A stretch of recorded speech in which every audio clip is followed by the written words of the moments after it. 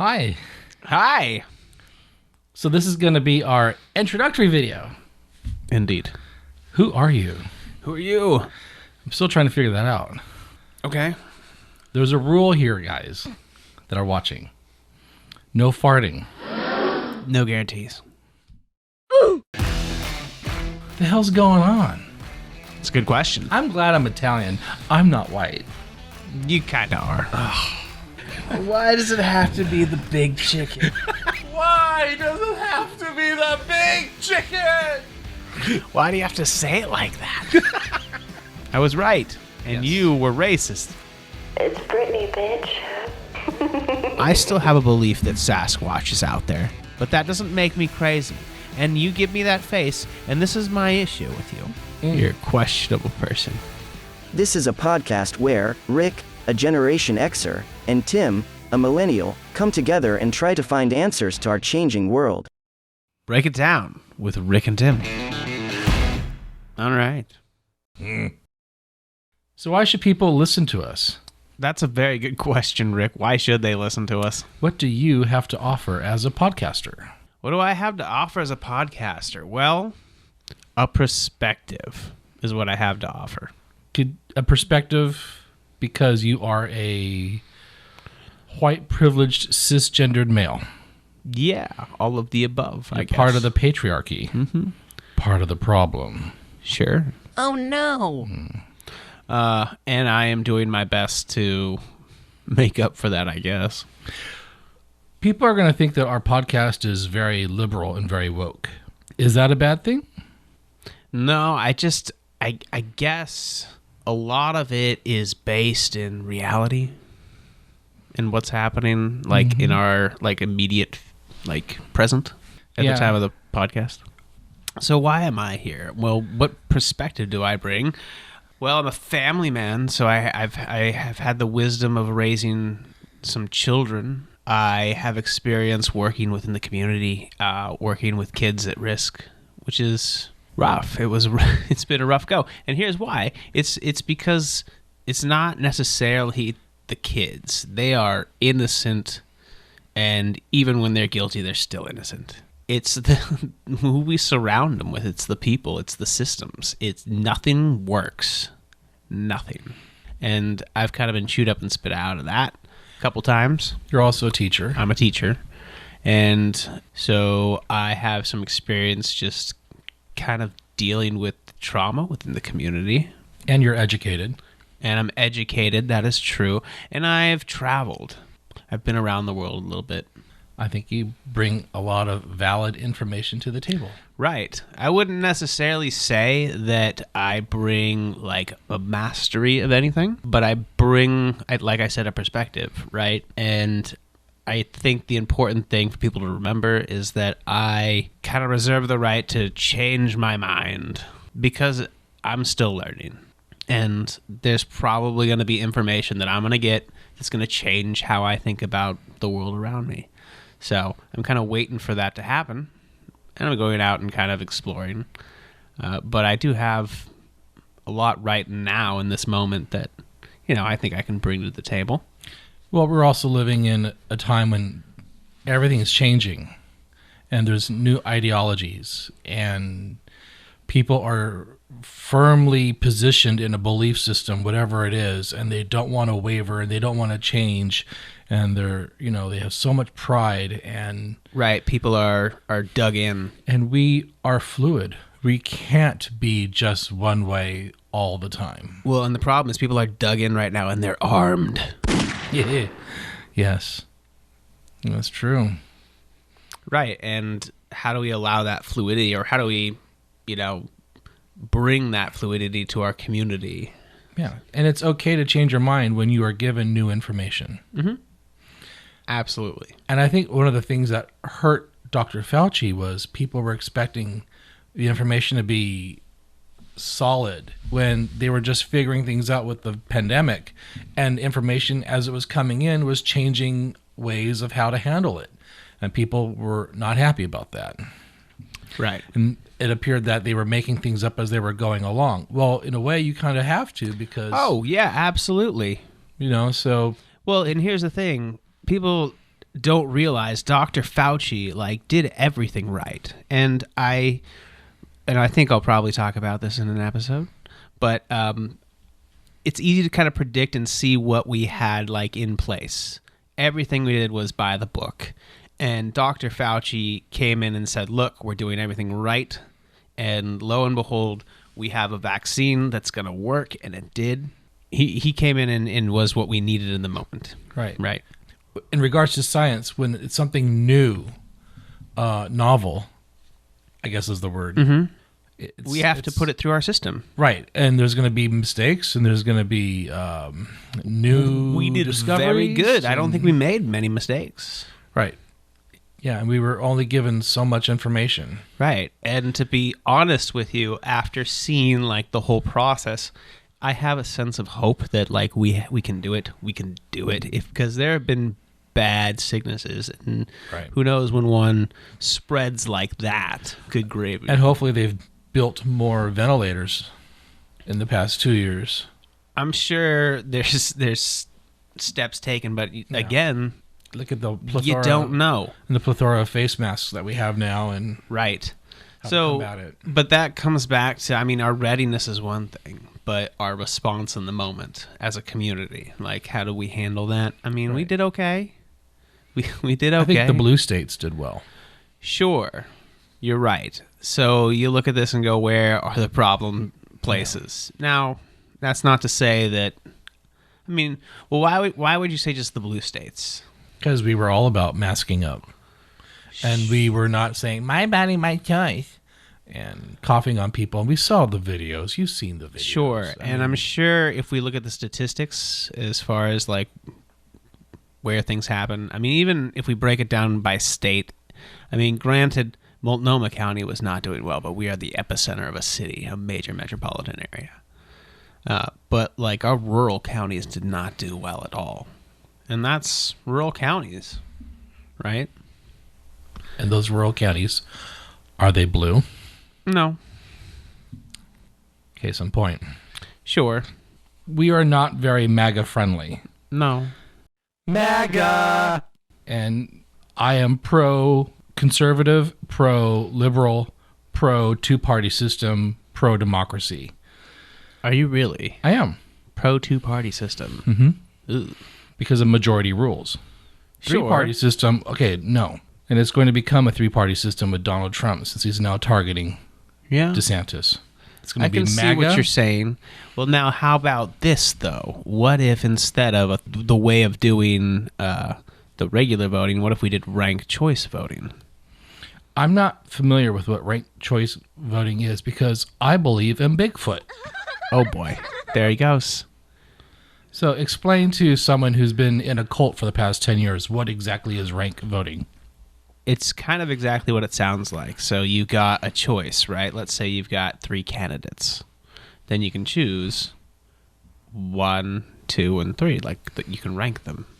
And then, so you're not choosing between 2 people per se. It's 3 people, and you're putting them in a hierarchy. Yeah, time out real quick. Because we're wasting time here trying to figure out what it is. Let's just look it up real quick, and then we'll cut and then go into it. That way we look smart. It's the trick of production. A few moments later. What is ranked choice voting, Rick? Ranked choice voting is a voting system where voters rank candidates in order of preference rather than just choosing one. If a candidate gets more than 50% of the first preference votes, they win. If not, the candidate with the fewest votes is eliminated and their votes are redistributed to the voter's next choice. This process is repeated until one candidate has more than 50% of the votes.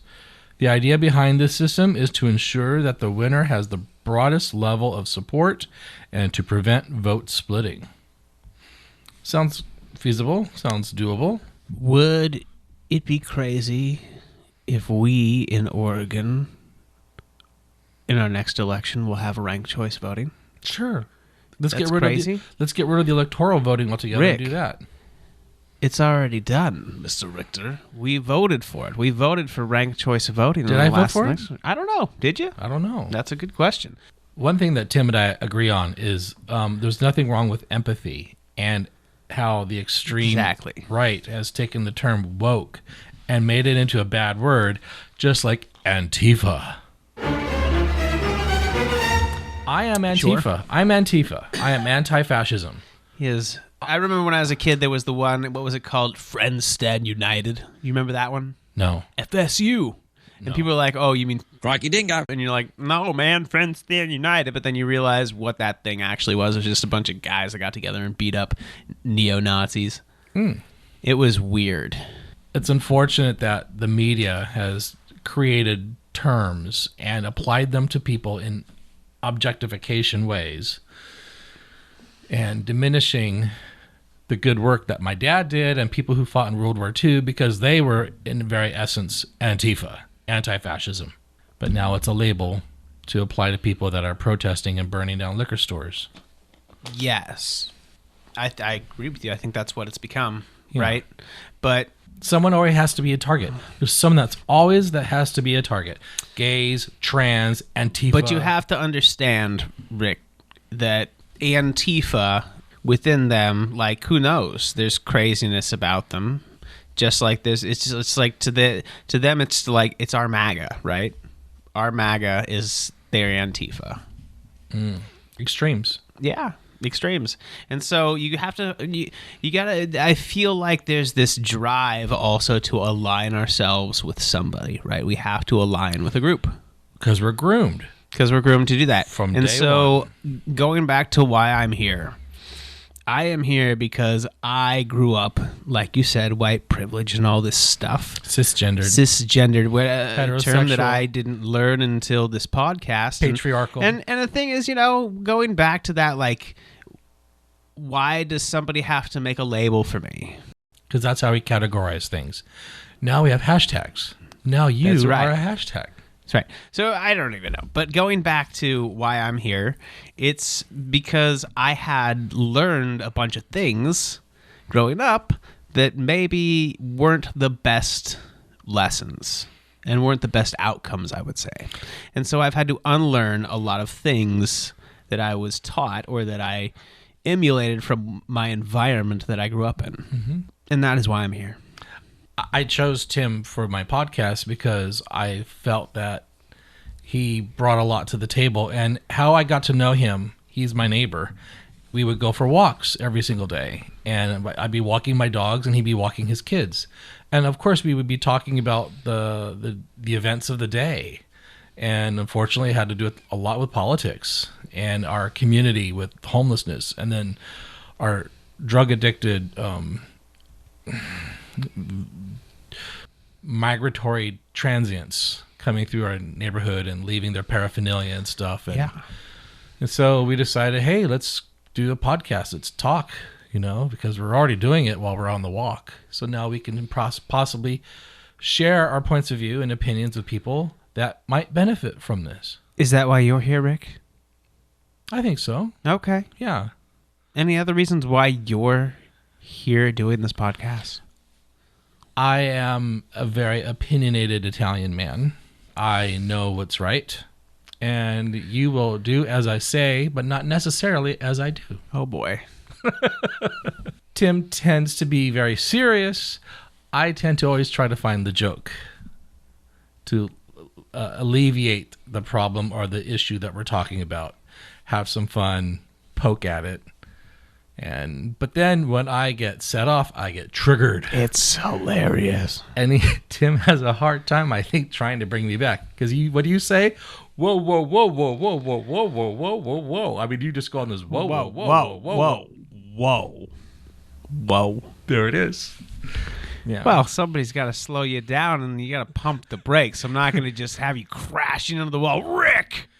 Jesus Christ! And that's why we created for the podcast, Let's Trigger Richter. Let's Trigger Richter. And you'll see throughout these episodes, Tim will throw a topic at me, and do I jump for it? Do I take the bait? Every time. No, not really. No. That's true. Not really. He doesn't.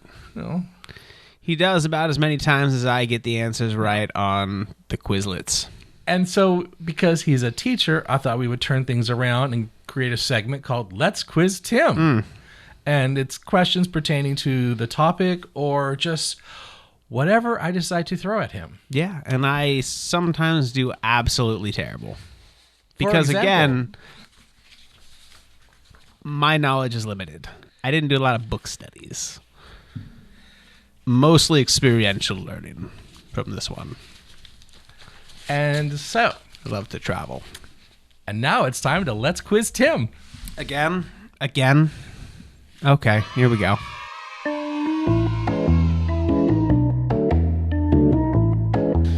Who is Lady G in Congress? Lady G in Congress. Jesus Christ. And it's as bad as it sounds. So, who is Lady G in Congress? Marjorie Taylor Greene? Lindsey Graham. How am I supposed to know that? Who calls him Lady G? My community. The gay community calls him Lady G. Yes, because we know. He has anal warts. How do you know that? Because his male escorts kiss and tell. Yeah. Ew. Lady G. That is something that I didn't know. And you know what? Here's the thing. I'm not upset that I got that question wrong. Does Does Marjorie Taylor Greene have anal warts?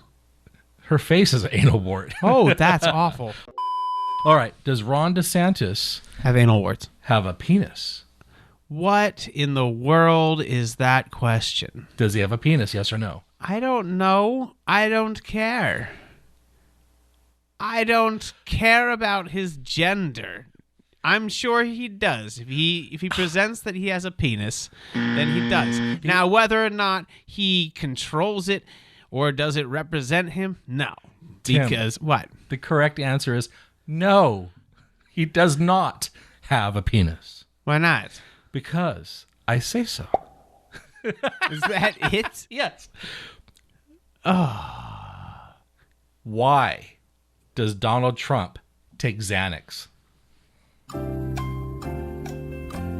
I don't know. For Hispanic attacks.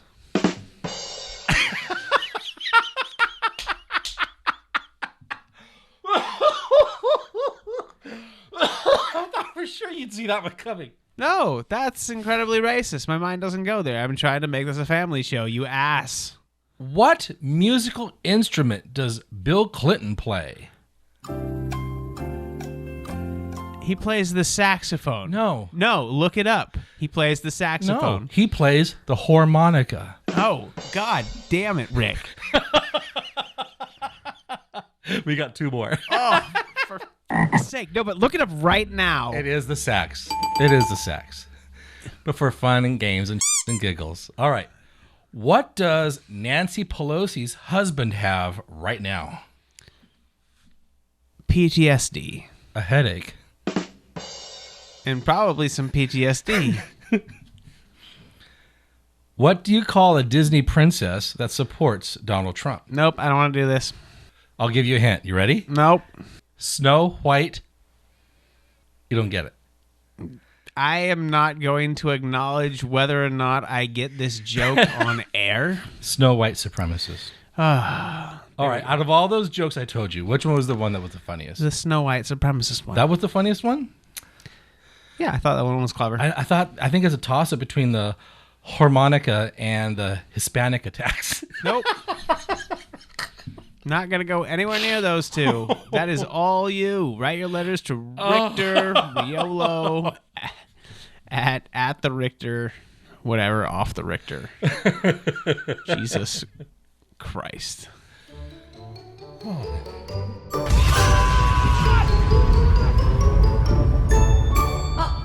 And now it's time for Trigger Richter. Richter. Uh-oh. What are the main reasons the anti-LGBTQ peoples say we shouldn't allow trans people into bathrooms? Is that they're pedophiles and they're sexual predators. I've heard that, yes. Right? And I've even heard that about, homosexuals. All of them. How do you feel about being labeled a pedophile? I hate it. It's probably the most offensive thing I've ever been called in my entire life. In the past week, there have been 17 arrests or convictions of adults accused of having sex with children. Of those 17, 14 were pastors or youth pastors at Christian churches. One was the husband of a youth pastor. One, a police officer. None were drag queens. The first time I was called that for being openly gay was in my work environment. I was working at a Sizzler when I was going to school, getting my associate's degree back in Los Angeles. And this one girl, this co-waitress, she came from another country, like Ethiopia, I believe. And she asked me, "Are you a pedophile?" And I was like, "What?" Whatever happened to good morning, how are you, right? And she was, "But you're gay." And I was like, "What?" I mean, it just blew my mind. Just, Well, what? she's probably been conditioned to think that all gay people love young Yeah. And people. being openly gay in the Bigfoot world, I've had that thrown at me quite a few times. And it kills my spirit. Well, sure. Well, look at the Bigfoot community, right? Consider the source. And Right. look at anybody that they hate. Oh, yeah. Anybody. Look at Democrats. What are Democrats? Oh, the worst. Yes. Well, yeah, but they're also Woke? no. They run a sex ring because they are. Oh, the QAnon bullshit. Yeah, all that stuff. But some of them believe all Democrats are pedophiles, right? Yeah.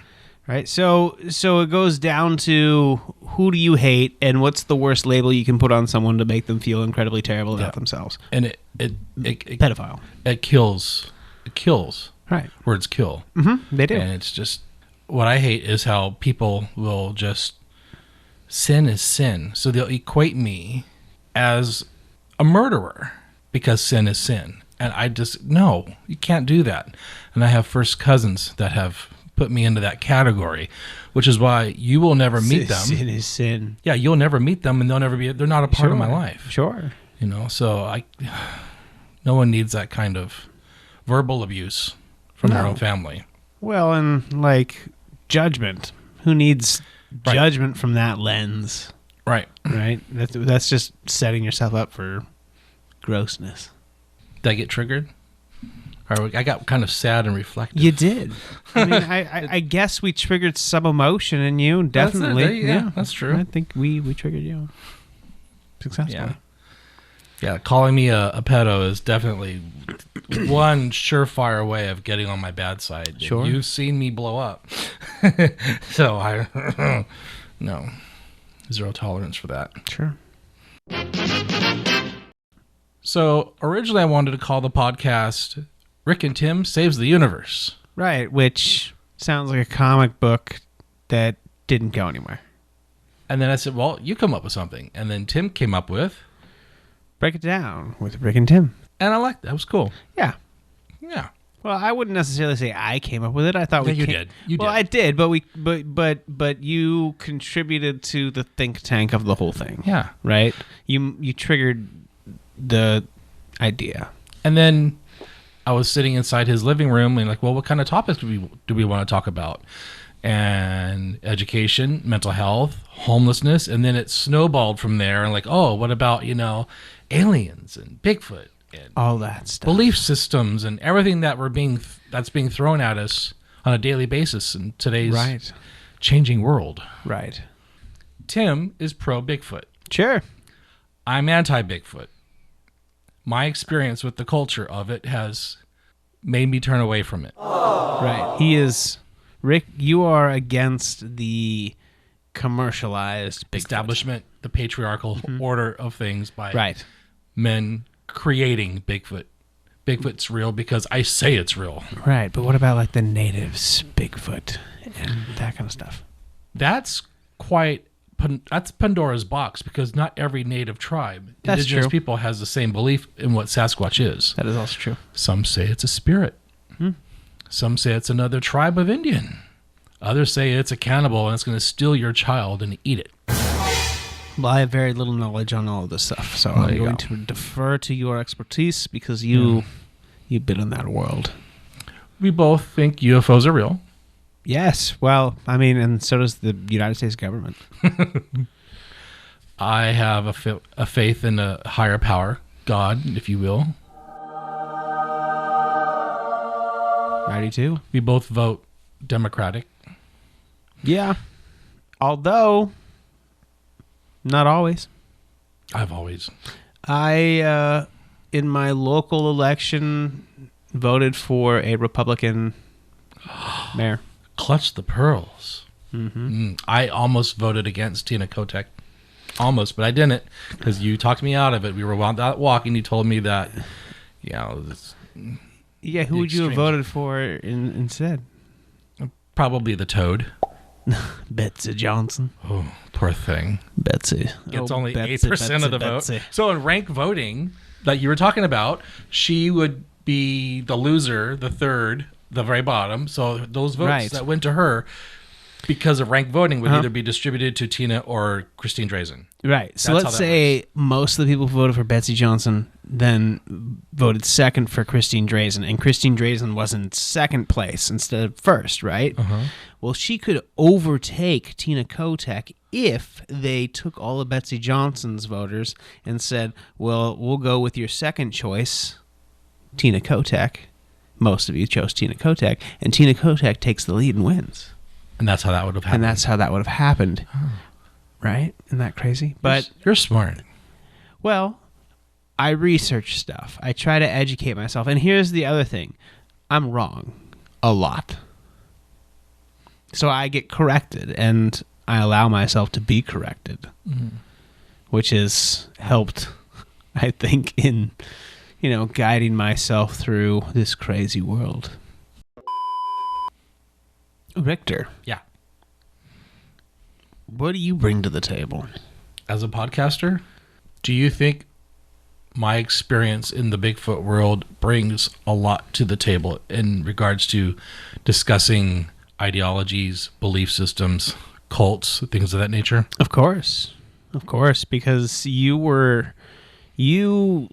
jumped the line in the secession of it wasn't a sip of the Kool-Aid. It wasn't a sip of the Kool-Aid. Rick busted through the Kool-Aid man into the room and was like, "Oh yeah." I had the beer funnel at a beer party Jesus with the keg. Christ. And he was wearing a big old pride flag around his neck, right? God damn. And you upset a lot of people. You did, and you became the target because you had essentially got what a lot of people were striving to get. But then, when I realized what the whole thing was a big sham and voiced my opinion about it, I then really became the bad guy. Right, because you didn't come up through all the muddy water. You didn't see what everybody was going for, right? Everybody at the top was going for exactly what they had. And in that episode, we'll find out what that is. Yeah. Well, what I hate is that they all give each other a high five and pat each other on the back. Over what? Nothing. It's televangelism. But to them it's everything. Oh, God. Reinforcing confirmation biasness, self-propagating. They're creating Bigfoot. And I hear the UFO world is even worse. Probably.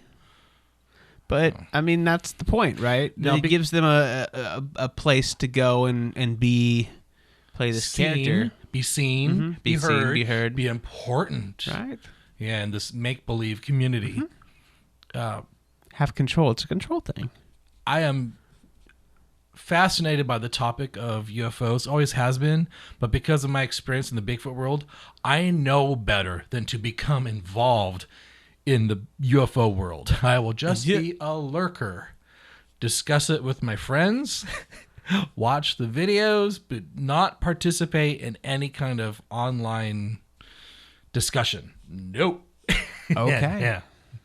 Maybe and I think will, you've learned just for from me You have a little bit of an interest in Bigfoot. Sure. Not to participate in any of the. Sure. Well, You I don't wouldn't. need that. I mean, well, because we know it's online. That's the thing. Like online is a place where you don't have a face. Yeah. That's it. And so a lot of people, they let their guard down and then they show their true colors.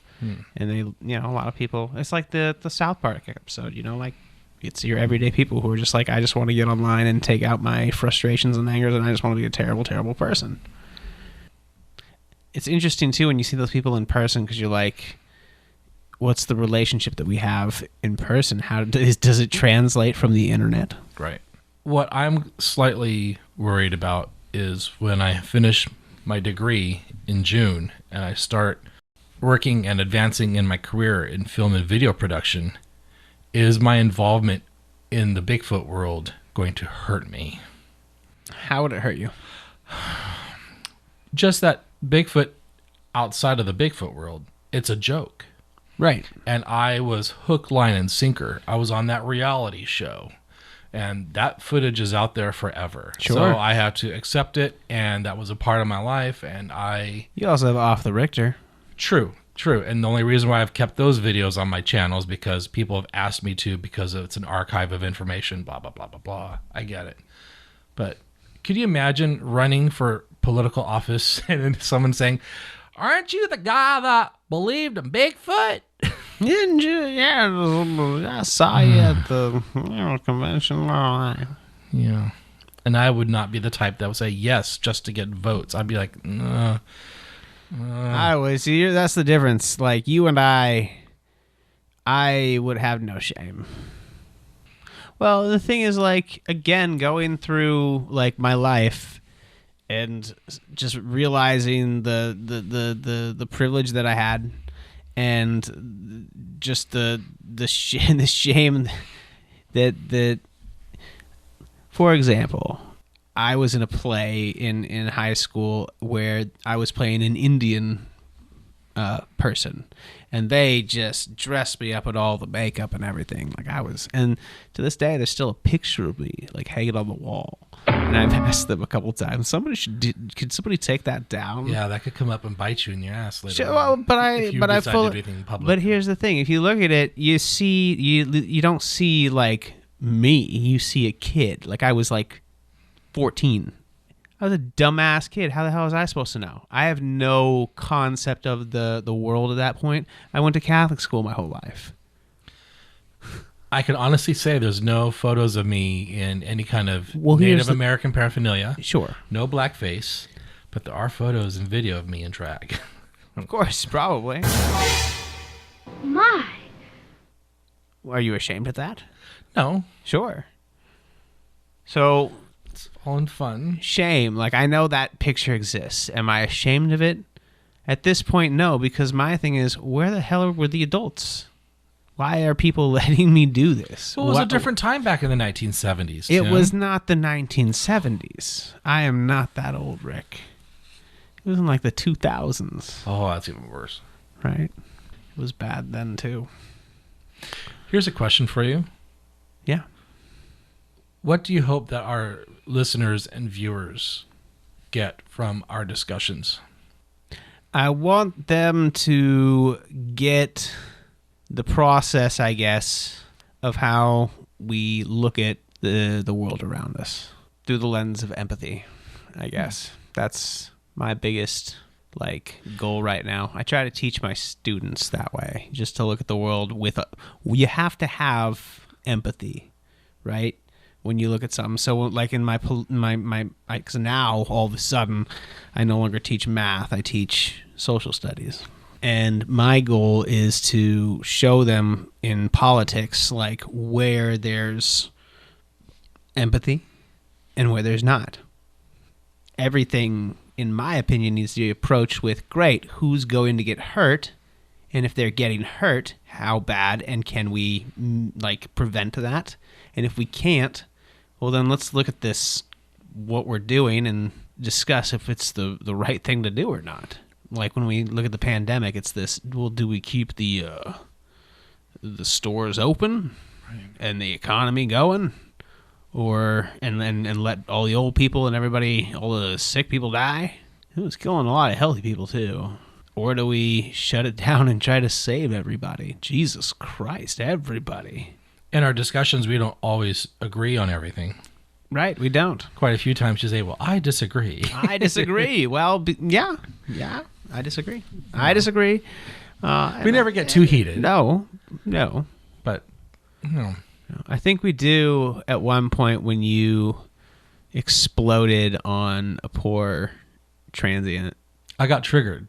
Yeah, you did. You get really triggered. But it wasn't just a random trigger. I mean, things had built up in my life, in my community, in my right. It was a culmination of things, and this poor lady just happened to be at the end of it. And she was on drugs. And she was. Ooh. And she was stealing things from people's yards. And Rick, I was approaching her, and then Rick, like a bull from behind me, he caught me off guard. I think I jumped to the side for a moment. I saw her too. Oh my God, she jumped. Yeah. It was epic.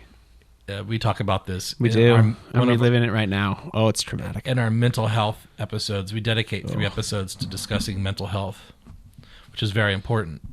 Am I the type of guy you would want with you in a fight? Ooh, that's a really good question, Rick. Based on that moment? Based on that moment? No gay jokes.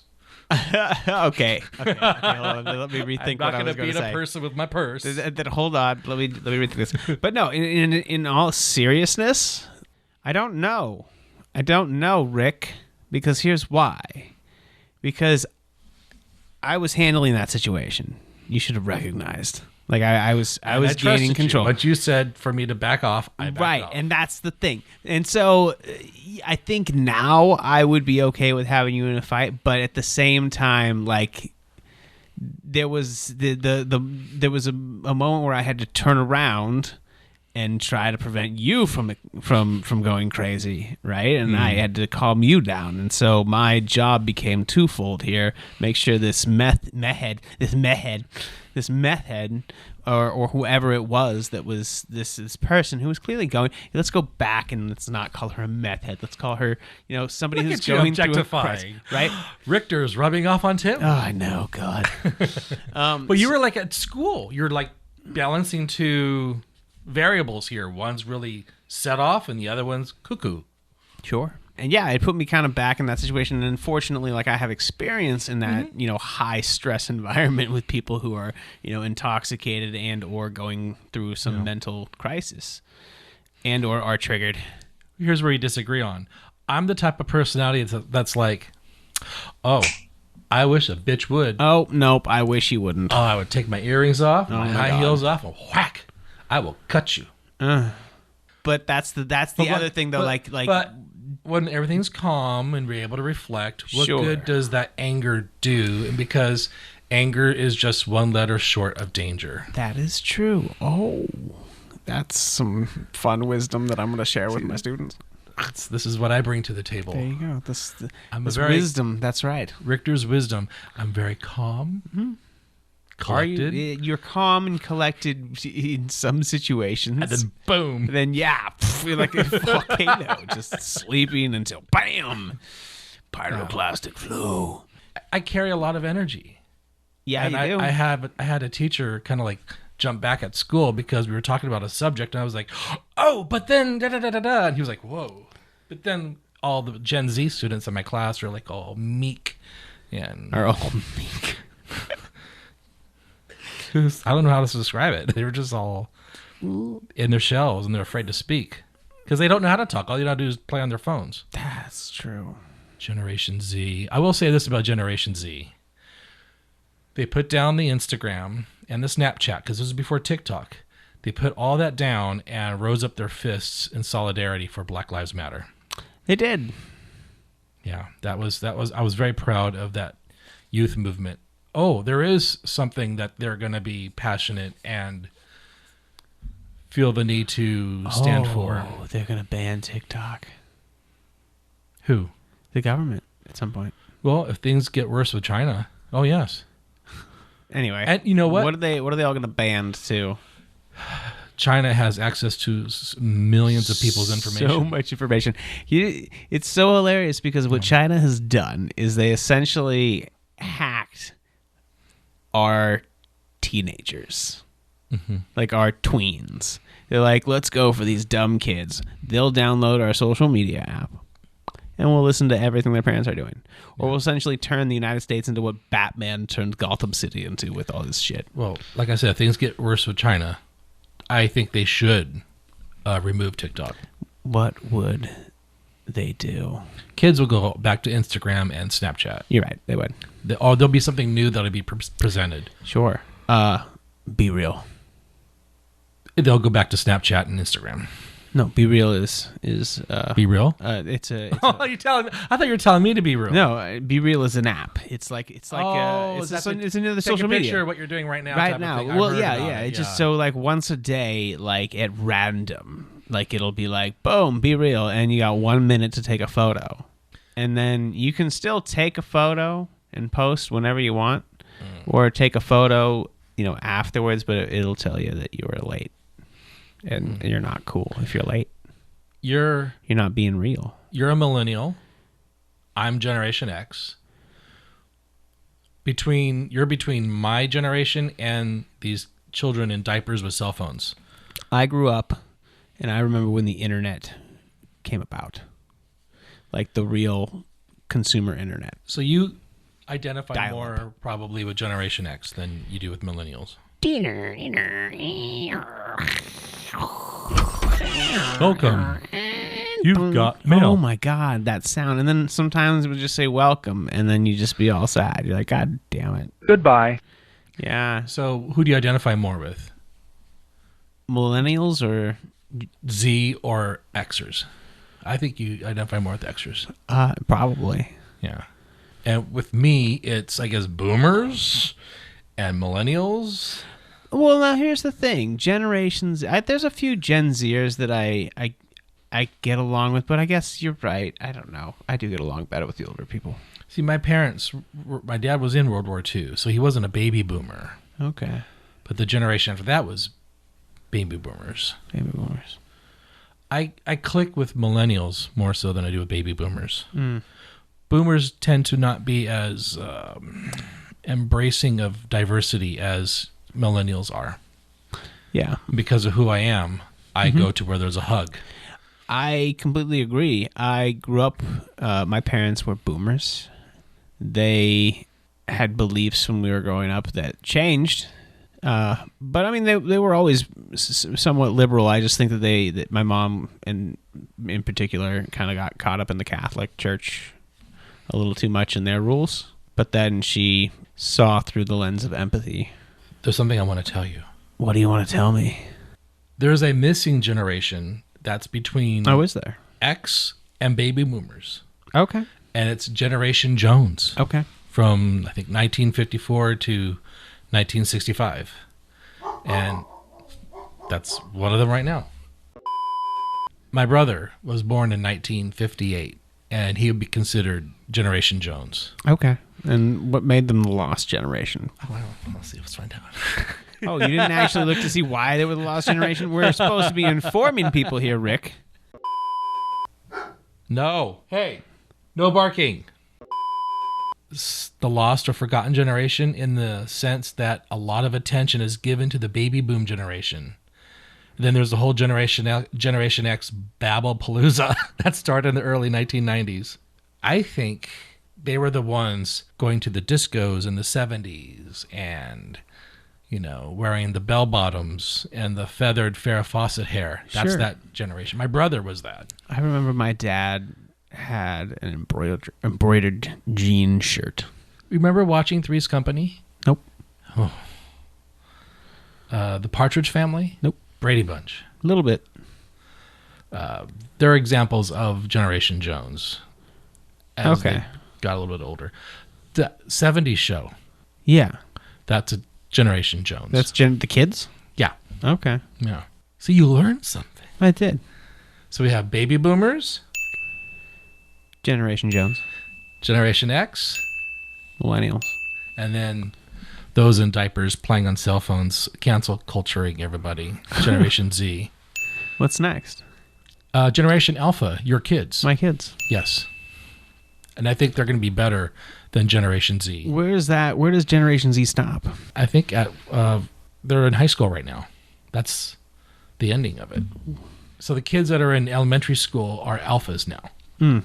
You're the teacher here. I know, but You're quizzing me? This is Let's Quiz Richter. again, you have to understand my teaching style. It's experiential. I don't necessarily have knowledge. I have ways to acquire knowledge and know how to do that and piece it together and process. 10 years from now, but you probably will still be teaching. You'll be having alphas in your class, and it'll be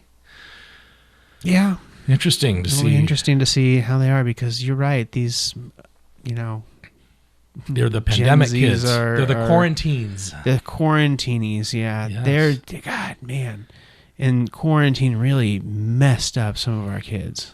Like it really did. Social skills. Yeah. Yes. Well, it's crazy because like we got some of our most challenging kids. They skipped middle school and went straight to high school essentially. And that middle school is the time where they, test out all their social. They're little shits, and so. They're absolute little shits, and they're all discovering themselves and their bodies, and it's really disgusting and it's really awful, and they didn't get that social interaction when they were doing that, so they didn't go through all that together. Yeah. Because that's the thing, like, when you're going through puberty, like, it's nice to have other people around you that are kind of going through the same shit, because then you can relate talk to them. about it, Yes. you can relate to them, and you can, grow together. Now these kids, they essentially went from flipping, here I am in 5th grade, 6th grade or whatever, and then all of a sudden, bam, quarantine, boom. And then all of a sudden we're coming back, and oh my God, now all of a sudden, like, I see these girls, and these girls see these boys, or vice versa, or whoever, we see whoever, and it's like they're at that stage in their life where everything's just so awkward because they don't know how they feel about each other. Because it's all about feelings, and they can't handle the pressure of like interacting with each other. It's rough. I've seen some of that with these 19-year-olds at the university. Now, I just want to say they're all like that, because they're definitely not. There's still those who are very much, social and whatnot, and they do fine. But there's some that are really struggling. One of the reasons I brought up this talk about the different generations is the greatest generation, which was what was my dad's, the ones that fought in World War II, they're all dying. Yeah. And so they fought against the Nazis and the axis of evil and all that kind of stuff. Rightfully so. Because they're beginning to fade in the memory of time. The evil that they fought is now finding a new platform, a new voice, and are coming back up out of the shadows. And that greatest generation that fought them aren't here anymore. So it's up to their children, the baby boomers, and so on, to take on this threat. And there was that quote, and we've talked about this in one of our episodes, Ronald Reagan's quote, "Freedom is one generation away from extinction." And it's true. And we've seen that in the past 5-6 years. Right. Reagan's generation would never have foreseen January 6th. Never would have thought that would have happened, been possible. Did we think it was possible? I didn't. I didn't either. I was idealistic. Right. So was I. I was like, no. Well, and part of me thought like they would have backup. Like somebody's going to go in there and break this up at some point. Where's the military? Where's other police? But then you get to thinking and you go, well, somebody's controlling them probably. Yeah. And they probably planned this whole thing. This can't be just a mob. There's probably bigger things at play here. Yeah, and there was. My parents' generation would not have tolerated it. Exactly, right? Now, ours is scared because we're scared to get our hands dirty. What are millennials known for? What's my generation known for? The internet. Having grown up, having the internet with you the entire time. Yeah. Is that it? And bringing back pop music, thank you. Sure. With Britney Spears and NSYNC and Backstreet Boys. Thank you. Right. A lot of us, I wasn't, but a lot of my friends were sent over to fight wars for oil. Although some people will say that it was against terrorism. Right. I remember And Desert some of it was. Storm and then Operation Enduring Freedom, all these labels that they put on them. Right. And again, my perspective on the whole thing. It depends on your perspective on the whole wars, because to some people they were a very good thing, to some people they were a bad thing. To me, I watched a lot of my friends go over. Some didn't come back. Some came back, and they were completely different people. What breaks my heart for your generation is that you really did not get to experience life as adults before 9/11, before Columbine. That's true. Oh, man. Just because I have that perspective. And walking around with your head in the clouds with rose-colored glasses and, I got to experience that, and I'll tell you where. South Korea, Seoul. Oh, it was fantastic. And you went there because of school? Yeah, I was teaching. I taught English over there, which is something anybody with a bachelor's degree can do. And it's basically you go over there and you teach, but you're partying. Was this in 2006, 2007? It was in 2012, Okay. 13, and 14. And it was like that over there, even though there's North Korea. The threat of Yes, there's North Korea, but everybody there's a sense of just, community. I remember one time I was walking to the bus stop and it was raining. I had my hood up and an old man came up behind me with an umbrella and walked with me all the way to the bus stop. Wow. Right? And I told him he didn't need to do that. Yeah, but he insisted. I was like, okay. It is a completely different world. It's a much smaller country than the United States. Exactly. Here I am, somebody from the Pacific Northwest, just, getting drenched on like I'm used to. Right? And then all of a sudden, boom. And there's an old man just like, hey, here's an umbrella. It's amazing. Do you think we will ever get that back again over here? No. Because we have, I honestly think that it could be sexual obsession with our firearms in this country. Oh boy, that's a loaded topic. I know. We don't necessarily. That's why I think it got a little sexual. We don't dedicate an episode to guns, but Tim does ask me, let's trigger Richter about my thoughts on guns. You're right. I think you're right. I think my generation has grown up in a lot of fear. Yeah, and it's sad. It's tragic. Yeah. And yeah.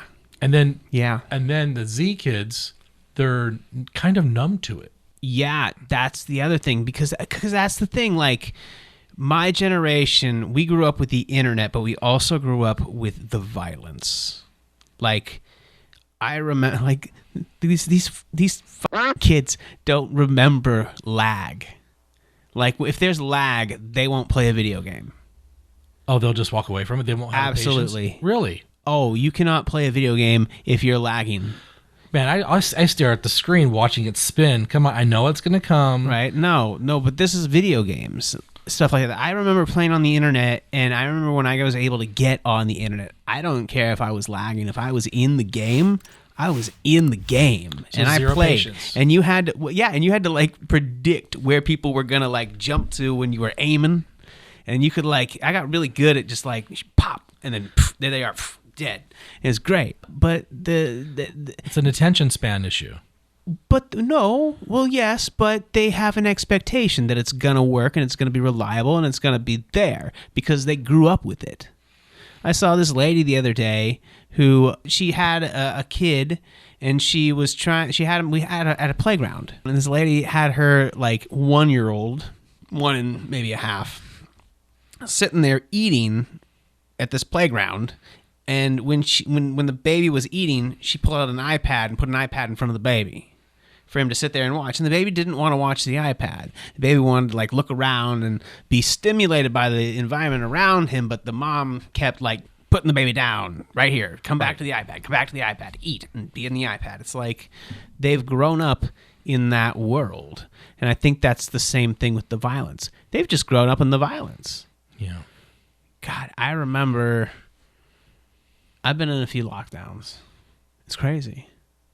I've never experienced that, except when I was working at the Hard Rock in Las Vegas, and we had that horrifying mass shooting. Oh my at God, Route 66, and the hotel was locked down, and we didn't know what to do, where to go, what was going on. That was kind of scary. Yeah. It was actually very frightening. I never thought I was going to be shot, but the unknown aspect of it. Did I know anybody that got hurt? A cousin of mine who I've never met on my uncle's ex-wife's side of the family got shot twice there. Oh, geez. He lived. Wow. Thank God. And I offered my home to his family if they needed a place to stay, but the hotels were putting up the families for the victims during that mass shooting. Las Vegas really came together. Yeah. And it's unfortunate tragedies bring us together. 9/11, Congress, as bipartisan, moment when they were all singing on the steps. Mm-hmm.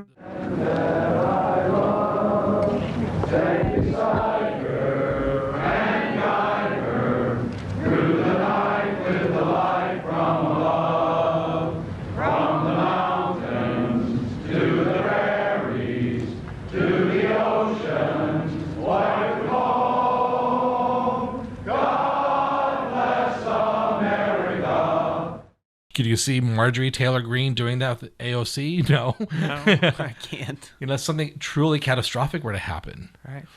America is its best when it comes together for a common goal. And right now, this goal is to attack each other, to own the libs, and to steal elections.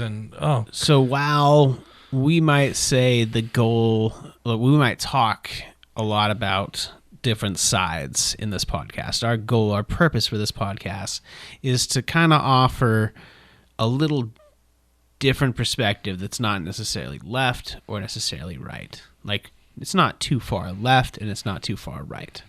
Right. There's nothing wrong with being a moderate, in the middle, normal. And that's the thing. Like, I feel like I am a far lefty, but honestly, it's, I think, because one side got pulled so far right that it pulled everybody that's left into the center and made us look really far left. They tried to move the center divide, and that's the problem, is that now we've moved it back. But the also problem is that a lot of people have moved really far left now, and now we've got two crazy extremes. And we don't have the middle ground. I have a confession. I have been and will always be a one-issue voter. What's your one issue, Richter? Gay rights. Sure. I have to look out for me. Right. Well, I mean, and I think, but then I think you got to think about it this way. Let's say you got a person like Donald Trump who says, okay, I'm for gay rights, but I'm going to do everything else that's terrible. And then you got another candidate that says, I am against gay rights, but I am for everything else that's good for the community. Like, that's tough. That sounds like DeSantis. Is DeSantis for gay rights? No, he's not. But you think he's good for everything else in the community? I just know that he's made gays and trans people targets in Florida. And propagating white glory. I don't know, white supremacy. What has he been doing? He's all about, destroying critical race theory and banning books, which is nothing new. Well, what he's about is a theocracy. He wants to bring the Christian religion into politics and make sure that we lead by its moral compass. And that's very Ronald Reagan. Yeah. Mm-hmm. And a lot of GOP identify with that aspect of their party. Sure. They think that, because that's their whole world is the Bible, right? And so that's their moral compass. So if their politician lines up with their moral compass, great. But then my problem is that, and it always will be, is that, and I see it all the time, there's this idea that you can use the Bible as a moral compass, but then when it comes to like business, that's different. It doesn't matter like who you're hurting, because that's the model of capitalism. And that's the other thing we value so much in this country, right?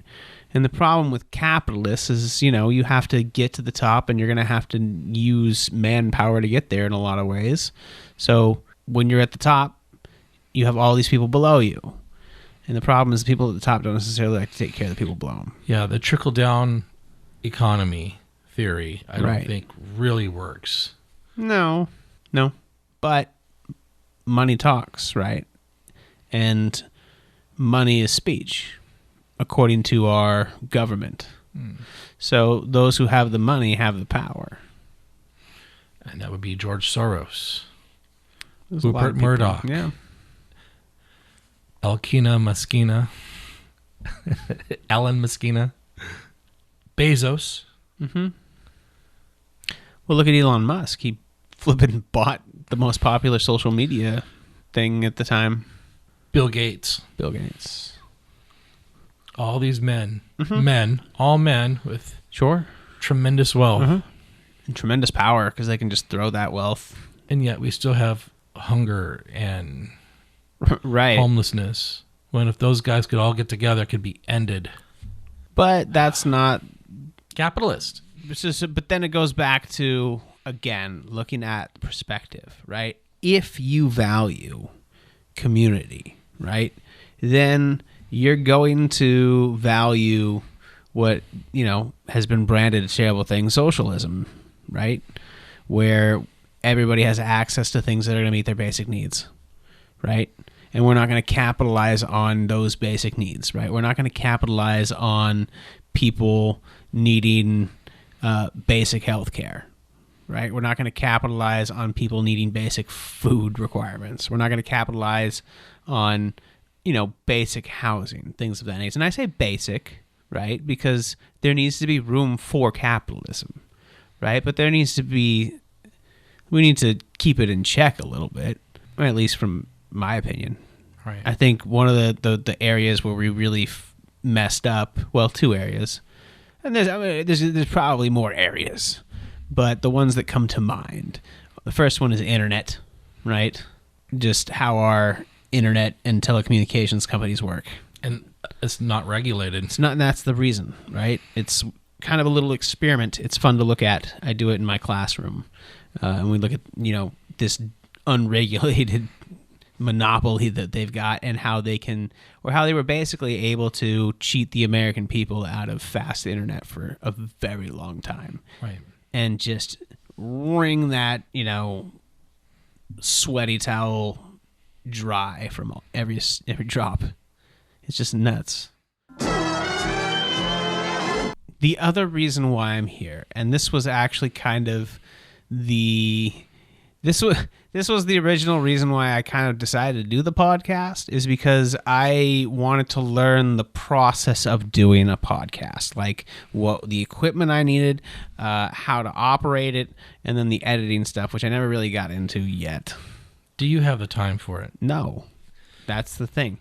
So, but I did learn enough to set it up and get it going. So, like from an educator standpoint, from my perspective, I could build this space in my classroom, and I would have the tools necessary. And I know I've got students who would be able to jump in and operate it, and I could help them, and they would have the know-how to like start the process and learn and do it themselves and have that experiential experience. So in film, you would be grip and part of the art department. I'm grip and part of the art department. What does the grip do? Setting up things. Gaffer's electrician. Okay. And art department, setting things up. You put up the curtains with me. Yeah, I did. Yeah. See? But at the same time, I would also be like over their shoulder, helping them figure out how to do shit. They would come to me with a problem like halfway through editing, and I would honestly, what happens is I Google that shit. And then I go to them and I say, here's how, or I just Google it with them right there and I say, here's a fix. Or we, try a couple things until we figure it out. Aside from the teacher perspective, I think in 15 years, your daughters could look back on this as an archive of information and what was Dad like 15 years ago? What was Dad like before he worked for Off the Richter Productions as the key grip?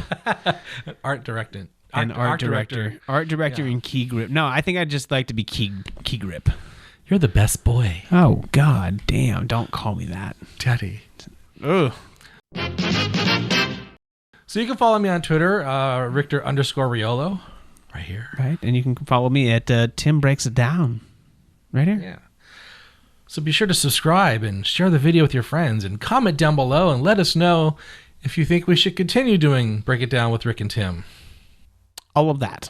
Do you like doing the podcast? Yes, I do. It's very fun. Do you like doing the podcast? Yeah. Yeah, it would be fun if this thing, if we garnered a following, even if it was just, a few. That's it for this episode. Come back next week when Rick and Tim talk about stupid shit like UFOs and aliens. No barking. Friends stand united.